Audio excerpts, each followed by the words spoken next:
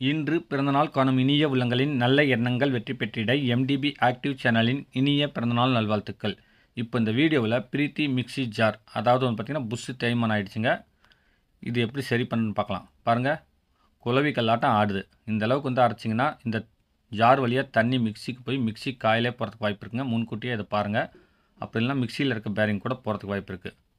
இது வந்து பார்த்திங்கன்னா மேலே இருக்கிற நட்டை வந்து டைட் வச்சோம்னா லூஸ் ஆகுங்க. அதுக்கு அடுத்தது பிளேடு கழட்டிட்டு மேலே எத்தனை வாசர் இருக்குன்னு அது கணக்காக எடுத்து வச்சுக்கோங்க. அப்படியே ராடு பேக் பக்கமாக இழுத்திங்கன்னா அந்த கப்ளரோட வருங்க. அந்த ராடை பிடிச்சிட்டு நீங்கள் டைட் வச்சிங்கன்னா இது லூஸ் ஆகுங்க. லூஸ் பண்ணி எடுத்துக்கோங்க. அவ்வளோதாங்க. இது பாருங்கள் எந்தளவுக்கு அந்த ஸ்டெப்பெல்லாம் மழுங்கி உருண்டை ஆகி போச்சுன்னு. இப்போ வந்து பார்த்திங்கன்னா அந்த புஷ்ஷு மேலே கரெக்டாக அதே அளவுக்கு ஒரு போல்ட் வச்சு தட்டுங்க. அந்த புஷ்ஷு வந்து பார்த்திங்கன்னா, அதாவது அந்த காப்பர் புஷ்ஷுன்னுவாங்க, அது வெளியே வந்துடுங்க. இது கட் புஷ் அப்படின்னு சொல்லிட்டு வாங்கணுங்க. அதே மாதிரி வந்து பார்த்திங்கன்னா மிக்ஸி சின்ன ஜாருக்கு பிரீத்தி ஸ்டெம்ப்பு கொடுங்கன்னா இந்த மாதிரி கொடுப்பாங்க. அதையும் வாங்கிக்கோங்க, அளவு கரெக்டாக இருக்கிற மாதிரி பார்த்து. அடுத்தது புதிய புஷ் அதில் சென்டரில் வச்சு லைட்டாக மேலே ஒரு புஷ் வச்சு தட்டுங்க, அல்லது ஒரு மரக்கட்டை குச்சி இருந்துச்சுன்னா அதை வச்சு தட்டுங்க. லைட்டாக தட்டி விட்டு ஓரளவுக்கு உள்ளே இறங்கின பிறகு அதில் ஒரு போல்ட்டு போட்டு அப்படியே புஷ் இருக்கவே தட்டுங்க.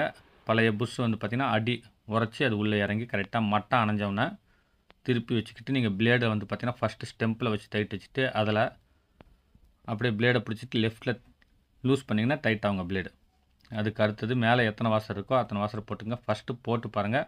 ஏதோ இடத்துல வந்து பார்த்திங்கன்னா உங்களுக்கு டைட்டாக இருந்துச்சுன்னா கொஞ்சம் எமரி பேப்பர் ஒரு கம்பியில் சுற்றி ராவுனிங்கன்னா அந்த இடம் ஃப்ரீ ஆகிடுங்க. இப்போ வந்து மேலே தேவையான வாசர் போட்டுவிட்டு ஏற்கனவே இருந்த அளவுக்கு எண்ணெயை கொஞ்சம் அப்ளை பண்ணிட்டு அப்படியே திருப்பி விட்டு அப்படியே பேக் சைடு வந்து பார்த்திங்கன்னா வாஷர் பண்ணுங்க.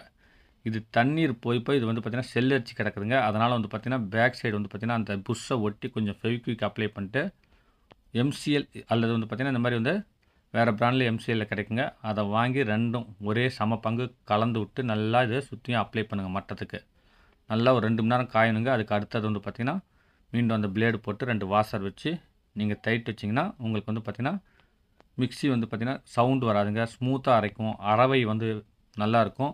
அதுக்கு அடுத்தது வந்து பார்த்திங்கன்னா இந்த மாதிரி ஃப்ரீயாக சுற்றணுங்க. மேலே கீழே ராட் அசையக்கூடாது. இப்போ கீழே இருக்க கப்ளரை பிடிச்சிட்டு நீங்கள் செட்டாக டைட் வச்சிங்கன்னா உங்களுக்கு ஃபைனல் டைட் ஆகிடுங்க. அவ்வளோதாங்க. பாருங்கள், மேல் கீழே வரக்கூடாது, சைடில் ஆடக்கூடாது. இந்த மாதிரி ஃபிட்டிங் பண்ணிக்கோங்க. அடுத்தது இந்த கைப்பிடி கொஞ்சம் டைட் வச்சு விட்டு பேக் சைடு திருப்பி விட்டு அதில் கொஞ்சம் ஃபெவிக்விக் விட்டிங்கன்னா உங்களுக்கு வந்து பார்த்திங்கன்னா கிரிப்பாக ஒட்டிக்குங்க.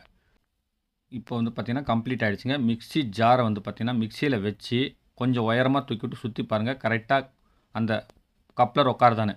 அப்படி ஒட்டாமல் உட்காந்துச்சுன்னா மிக்ஸி ஜார் கப்ளர் மீண்டும் போங்க. இந்த வீடியோ பிடிச்சிருந்துச்சுன்னா லைக் பண்ணுங்கள். ரொம்ப பிடிச்சிருந்துச்சுன்னா ஷேர் பண்ணுங்கள். மீண்டும் அடுத்த வீடியோவில் சந்திப்போம். வணக்கம்.